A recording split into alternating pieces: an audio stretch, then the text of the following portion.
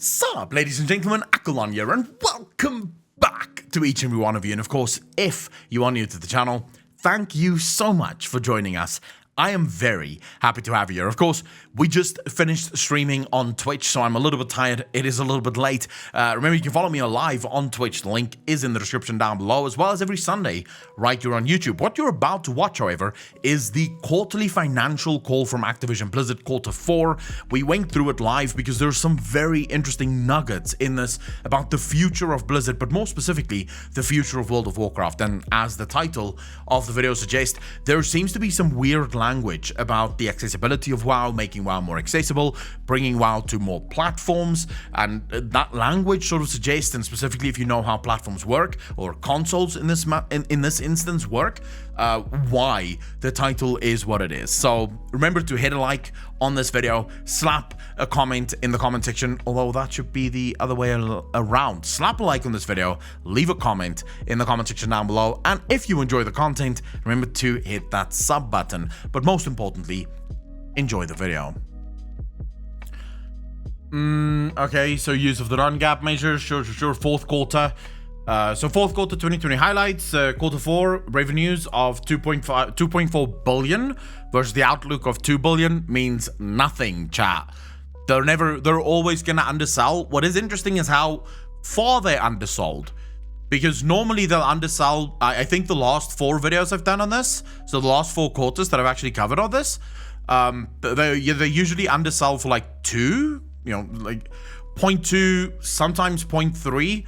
This is quite heavy, so a 0.4 underselling might be interesting. Q4 net bookings was 3.05 billion versus the outlook of 2.7. Again, pretty big difference there. Key highlight, strong execution enabled Activision Blizzard to exceed our fourth quarter outlook, capping a remarkable year for the company in which revenues grew 25%, operating income increased 70%, and earnings per share increased 45% year on year. We had 400 million monthly active users in 2020, and we are celebrating our path to reach 1 billion people as we apply the Call of Duty framework across our other franchises, including premium content, free-to-play access to all consumers, expansion to mobile, and continuous regular delivery of in-game content. Free-to-play access to all consumers. What are they talking about? Anyways, as we expand the opportunities for fans to engage in our IP, we expect strong financial performance to follow. We had 3 franchises generate over 1 billion in net bookings in 2020, and we are on a clear path to further increase their growth, engagement, and monetization. We also anticipate 2 more franchises to reach similar scale over the next couple of years. Strategic growth doesn't matter. Activision here, Blizzard. So in Q4, World of Warcraft franchise net bookings grew sharply year on year, driven by strong sales of the Shadowlands expansion, subscriber growth, and high participation in value-added services. World of Warcraft player engagement trends since the Shadowlands release are stronger levels typically seen at this point after an expansion launch. This is actually very true. Spoke to a couple of people that works at Blizzard Entertainment, and the player base is stronger than it's ever been. It's not actually going down. Or at least from what they've seen, it's not really dipping. I think we're going to start seeing people dip now, right? I think we are going to start seeing people leave the game now. I don't know if lockdown actually explains this, confused Helix. The reason being, lockdown would explain the initial burst of a lot of players, but not necessarily the continued playing of a lot of players, right? Because if you're bored of the game, you're going to stop playing, which is why most people stop playing after the new expansion launches. However, this time around, we're seeing more people stick with the game, and I think that makes sense, myself included. There's days where I get a little bit bored. I'm like, I won't play today, but usually 24 to 48 hours later, I'm back in it. I want to play again. This game may as well not exist to me. So this entire thing here doesn't matter. I don't know what this means. I don't know what this is.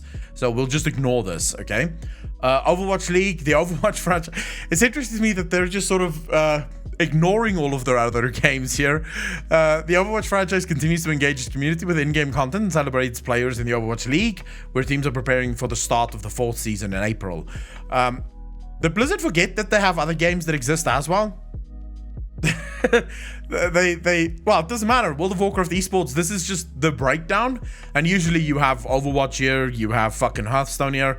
They just decided, Nah, those games don't matter. We've got Overwatch League and then we've got Blizzconline. The Blizzard team is looking forward to channeling the spirit of BlizzCon to engage and celebrate the community at Blizzconline on February 19th and 20th, where they will share more about the plans for their franchises. King doesn't matter because it's all mobile shit. No one gives a shit. None of that matters. None of that matters.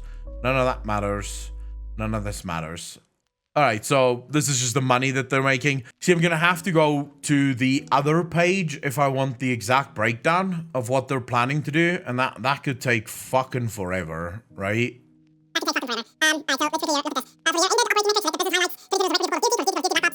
Blizzard, World of Warcraft has a strong engagement across both the classic and the modern. World of Warcraft MAUs grew year over year.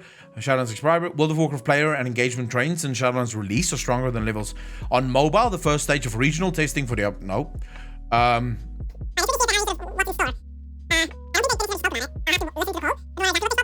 So it seems like Mr. GM took this engagement trains. The team intends to deliver more frequent premium content, World of Warcraft content.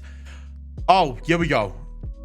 Here we go. This is the one that Mr. GM was talking about. So this is actually quite interesting and perhaps something that might break the bank.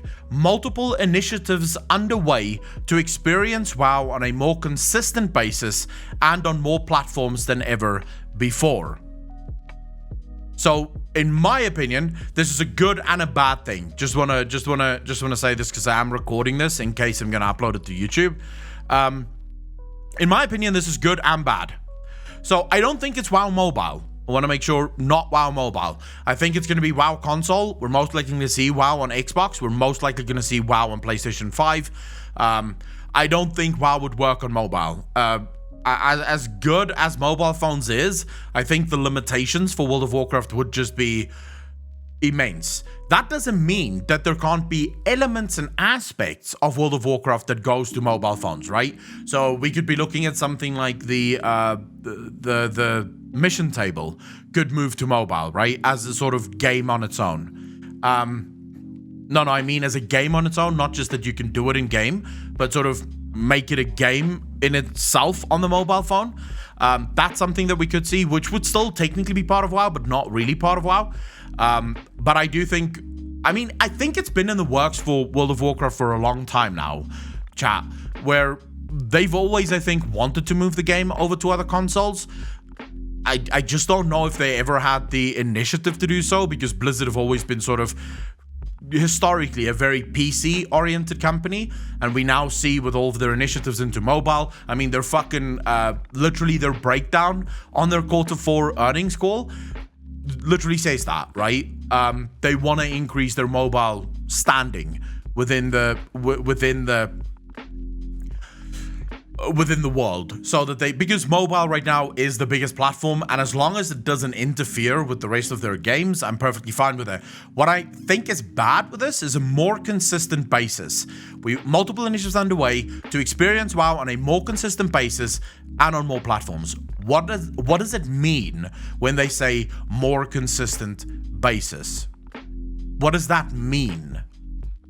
Because on the one hand, we could be looking, and I'm just going to throw that out there as something that I've heard rumors about. I don't know if it's ever going to happen, but I have heard rumors about this.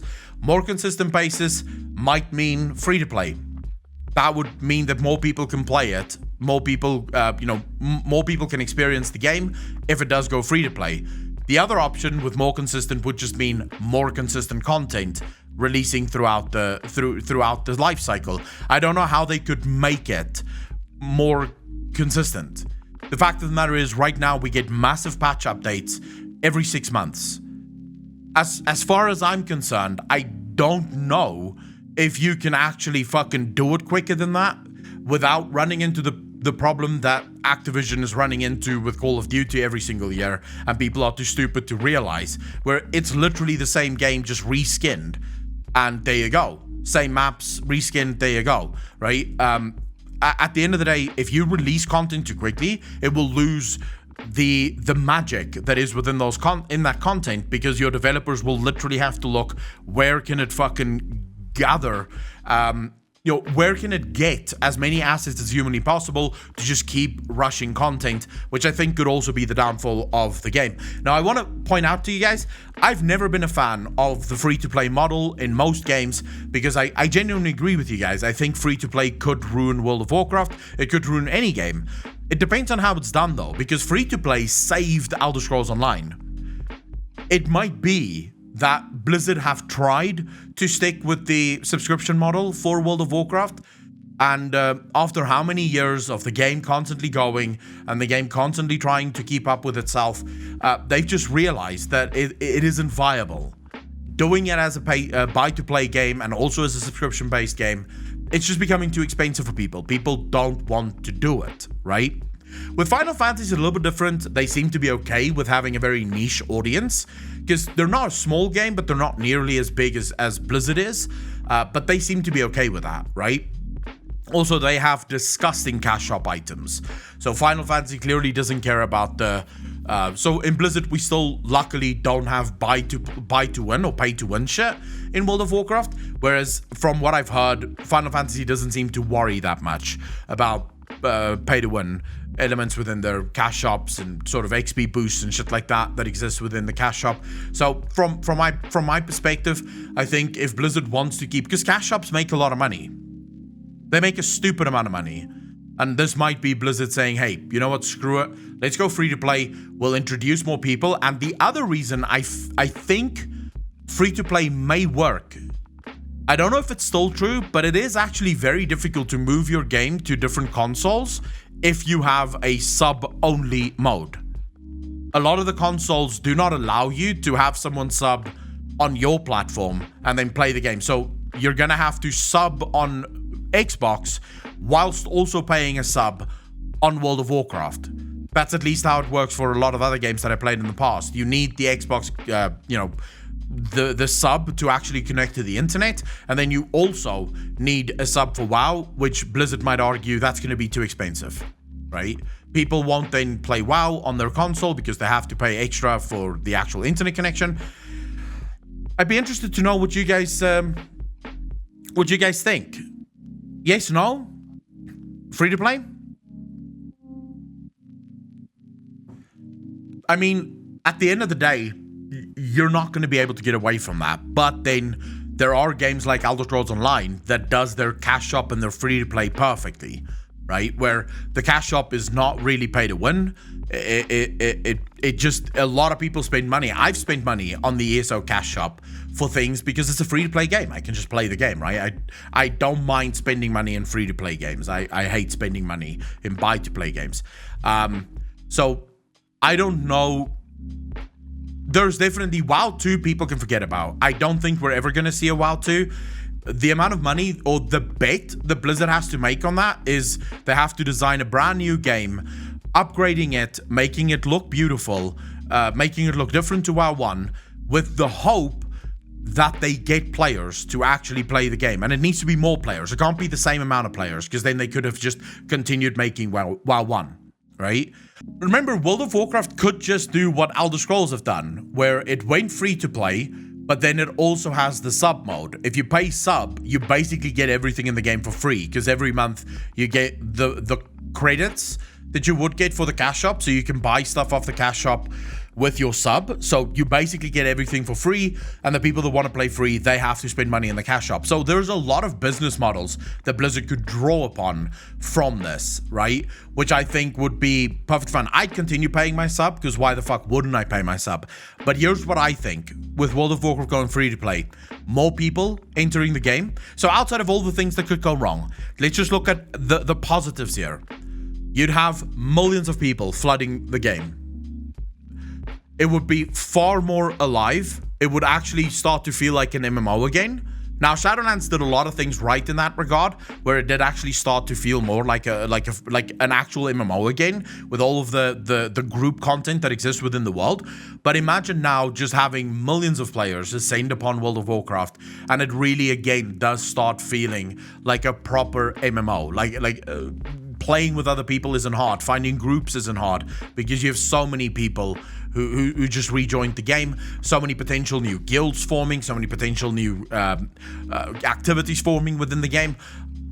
I'd be interested to see how this plays out. But the fact that Blizzard is saying this and the fact that they want to bring it to more platforms, to me suggests that they will have to let go of the subscription model. 100%. Because if you're going to have a subscription model on something like PlayStation and something like Xbox, most people will not be playing the game because it's going to be too fucking expensive. It's going to be too expensive. They have to pay for Xbox and then they have to pay the subscription. I don't see that happening. The size of the world, if they go free to play, they'd probably be able to. They're going to make a lot more money, right? They are probably going to make a lot more money going free to play than they've ever made before with a buy to play option or with a subscription based model. Free to play games do really well, and it also affords them a lot more opportunity to do a lot more with the game. So I'm not necessarily saying I'm with it. I'm not necessarily saying that I'm against it. Multiple Warcraft teams working on new content initiatives across platforms. So again, we have Warcraft maybe coming to different platforms, although sure, based on, like, does this mean that they want to bring Warcraft maybe to mobile? I think that's what that's going to mean. Warcraft's probably coming to mobile, which is where all the RTS games exist currently. In the world, it is sort of there. More players will get to experience. No, 2022 will be a great year for Blizzard. Expect another step change in financial performance as they execute their pipeline. Blizzard Q4 revenue was down a bit year over year. Social games and WoW kept much stronger engagement even after lockdowns ended. WoW momentum is unusually high for a non-expansion year. I mean, what are you talking about non-expansion year? It's literally still the beginning of the expansion. So a few things up their sleeves with remastered content that will be unveiled in due course. This, I think, means Diablo 2 is probably going to get remastered, and we might even see a Warcraft 2. We're going to see TBC. I think that's going to happen at Blizzconline. TBC is going to be announced there. So remastered content probably going to be in that vein. I don't know what else they could be remastering at this point. And then more developers, obviously, and Blizzard wants to bring more games to players across the world, across different platforms and genres. So that's the news. That's what we know right now about the Q4 earnings call, or the investor call. And yeah, we can talk about it now on the stream. And for those of you that watched over on YouTube, thanks for watching. Remember to slap a like on this video, comment, and subscribe. All right, chat. Where the fuck were we?